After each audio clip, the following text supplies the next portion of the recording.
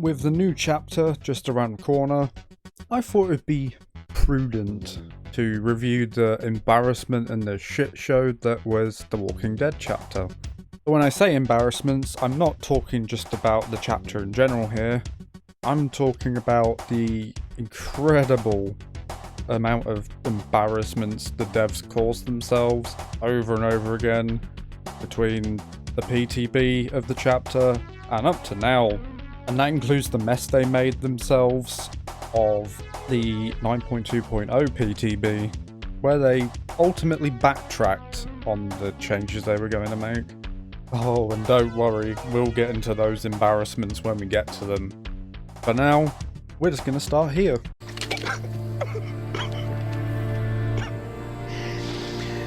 Oh, no. Well, the PTB was a joke in of itself. If you just look at the first bullet point, Michonne had already been kill-switched because of known technical issues. Now, I've checked everywhere and I'm not able to find a reason as to why she got kill-switched or what these technical issues were. Half the reason of the PTBs is gone already, because you want to play with the survivors, right? Not just about the perks or anything like that. People want to play with the survivors themselves, right? The devs did, however, leave Michonne's perks up and running, so at least we could test those. But not like they were any good anyway, except for probably Conviction and maybe Last Stand. The rest of the perks, absolutely shit. They're so situational, it's just beyond pointless taking them in. Oh, and let's not forget that they shoehorned the party palettes from the 9th year anniversary into a perk. Why survivors need to unlock or rummage through 2 chests for this to activate as well is beyond me. There are a lot of other changes as well, some of which I'll talk about later because they made it to live servers. Some of these changes were welcomed, some of them are quite questionable, and one change in particular made everyone riot. I can't bear this any longer. I'm leaving. Yeah, not before me, you ain't. Now, there's plenty of exits for everyone. Oh, that's it. You're dead, pal. Hey now, that's uncalled for. Shut your hole, Skinner.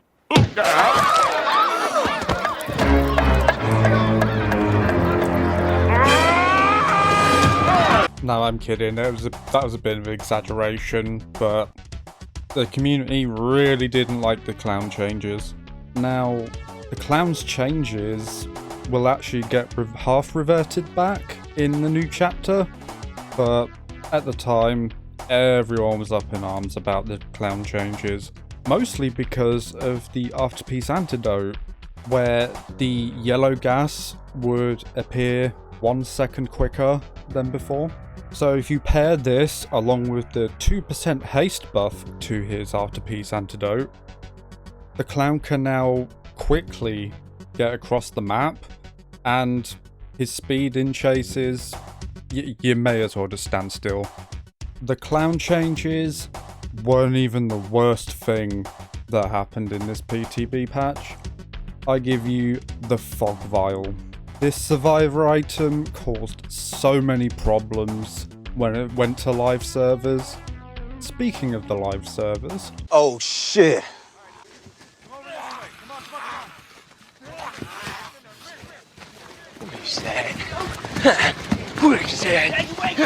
So the fog vials, when they came to live servers, there were so many issues with the fog vial item itself. Players complained that the fog effect was inconsistent.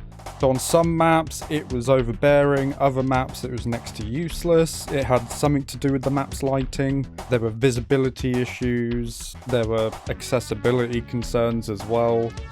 It was just an absolutely pathetic excuse for a new item, honestly. And that's not to mention all the bugs that came along with it. Like shit, it's kind of terrifying. Anyways, right. I don't have the facilities for a flashlight. Just saying.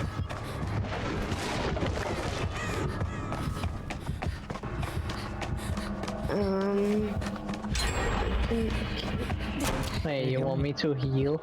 No. Can somebody come get me? I will. Yeah, I would if he weren't on me. Run, side.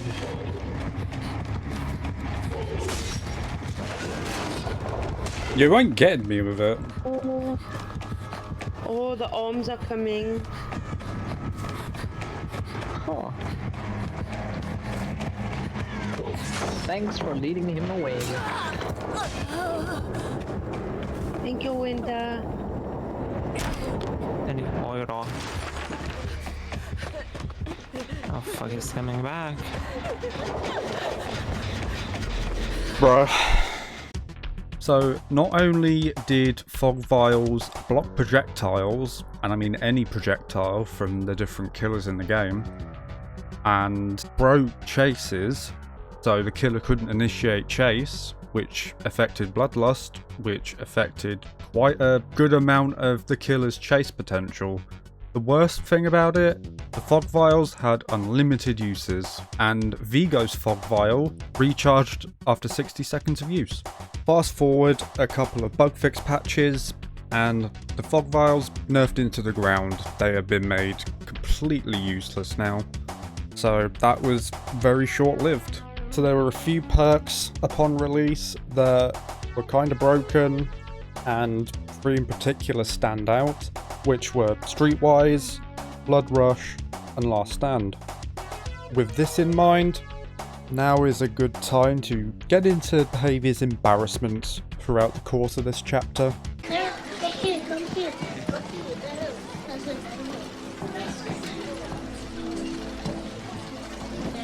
What is this? You'll see. Alright, Miss, you're gonna hit the mute button because we need to plot against you right now. Alright. Get out of here. Like this. We work together. I did try. Alright, friends, I think we might need to have restart and we might need to get a full staff list to join this lobby. I think we know what's happening here. Yeah, we're gonna have to fill up the lobby so there's no room for any... You're so reevaluate your life. Please. It's no secret that behaviour seem to find themselves in more and more embarrassing situations. Just take last year, for example, when they released the Houndmaster.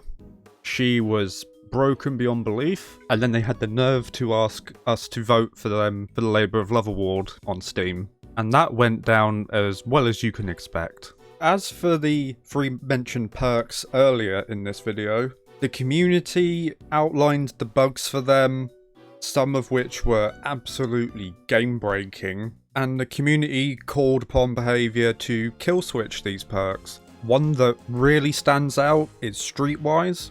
Now that the bug's been fixed, I can probably go over that bug for you. So, you take an item into a match, find a chest, and open it. And then you just swap the item over and over with the one in the chest. And then you could essentially gain infinite charges of the item that you got from the chest. Now, what do you think behaviour's response was to those who called for these perks to be kill switched? Well, this was it. For Streetwise in particular, having infinite charges on any item isn't game breaking enough. And they call it the nuclear option. Like, what does that even mean? This was the same response they gave to the Blood Rush and Last Stand issues, and the backlash they received for this was ungodly. And I should mention that a couple of days later, they did eventually kill switch and fix Streetwise and Last Stand in 9.1.1, so, but there is some good that came out of it. Now, we can't talk about embarrassments without talking about this godforsaken map. And this has to be one of the worst licensed maps in recent memory. So like, what were behaviour thinking when they made this map? This map looks like a complete fuck together of a prison tower, some random ass tile that doesn't belong, and they've just slapped the hospital door from the very first episode of the show onto the tile. It has got to be such bad design. Funnily enough, they put more effort into the lobby screen than they did with this entire map. And they even put more effort into Freddy Fazbear's Pizzeria. So I just don't understand the logic here. In my opinion, they could have used the Sanctuary, Alexandria, or even the prison as a new map for this chapter. But instead, all we get is one tile slapped onto the Unknowns map that pays homage to The Walking Dead. This is such a slap in the face to all the Walking Dead fans out there, and to the TV show itself, considering it's one of the largest zombie shows out there on TV. The embarrassments don't stop there, however. Just check out their last 2 live streams before and during this chapter.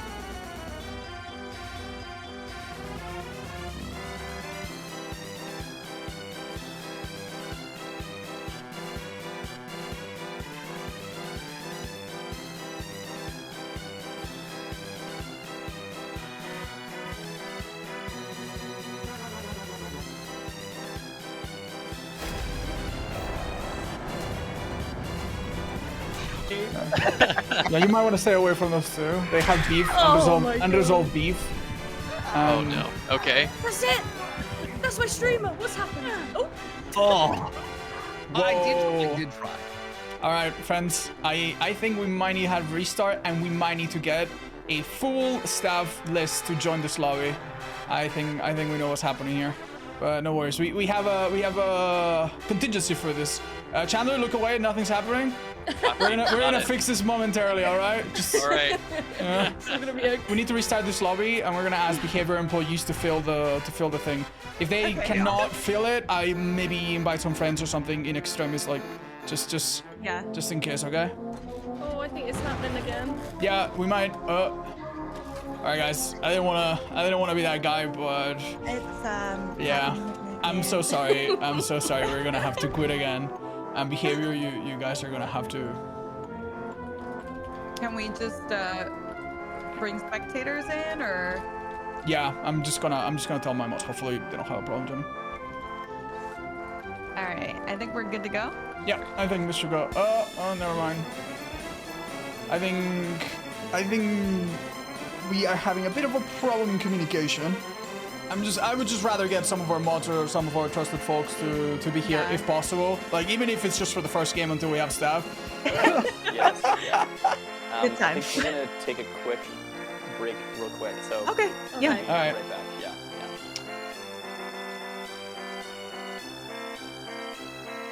Okay, unfortunately we do have technical difficulties that we're still working to resolve, but in the meantime we do have that amazing footage of Chandler Riggs trying out a preview of a game that Behavior Interactive is actually publishing for Nightbite Games called It Has My Face. So let's go ahead and check it out.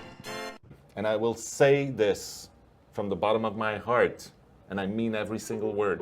I think we've done a pretty good job so far. Oh, yes. These live streams have got to be some of the most embarrassing that I have seen them stream in a long time.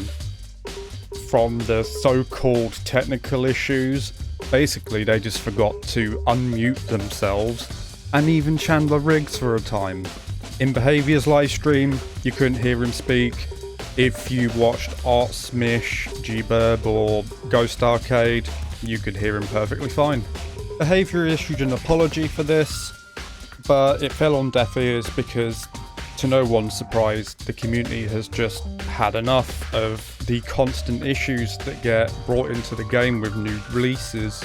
It didn't take long for Behavior to fuck things up again, however, because upon the release of the 2v8 mode, the servers decided to shit themselves, and no one was able to connect to any games whatsoever. This didn't work before. The fuck? It should pop up with like play while you wait kind of shit. This didn't happen to me earlier. Oh. The connection to the party has been lost. What? The invitation can't be accepted, the party doesn't exist. Huh?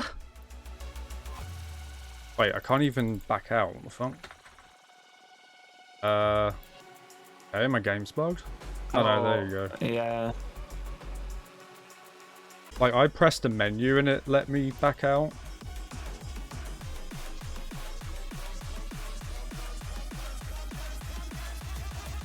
No, it doesn't fix it for me. Yes. Not another bug. So, there you go. Did you get it? Yeah. Going together.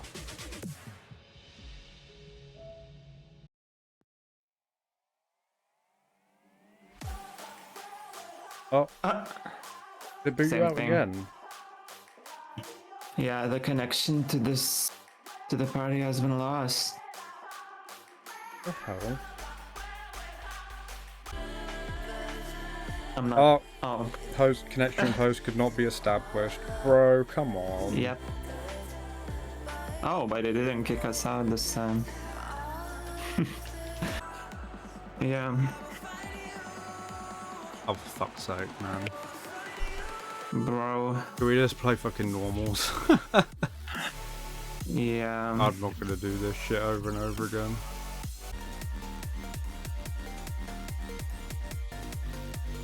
Oh, for fuck's sake, yeah, they've broken the fucking servers.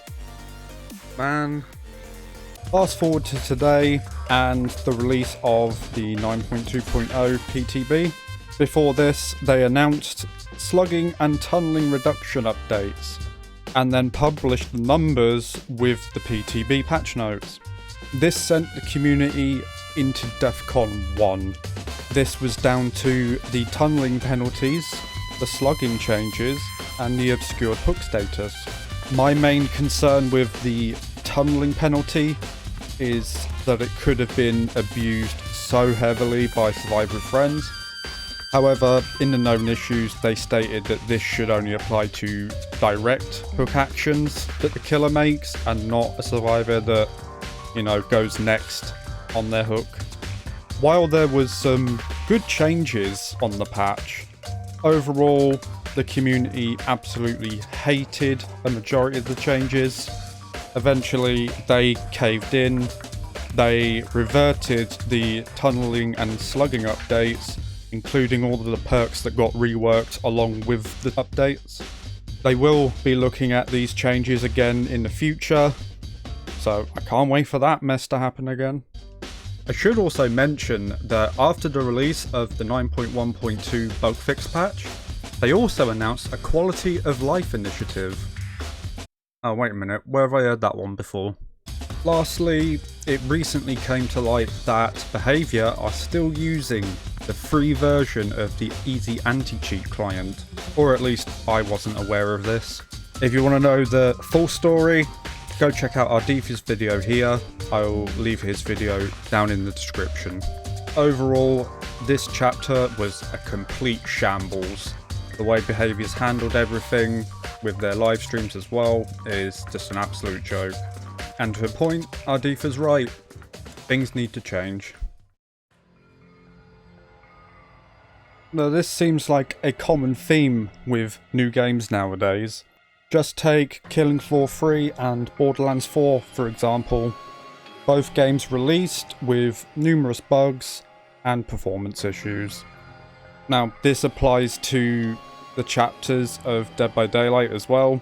Be honest, how many chapters have released without major game-breaking bugs or performance issues? None as far as I can remember. BHVR really need to change the way that they release new chapters and content in the future. How can they do that?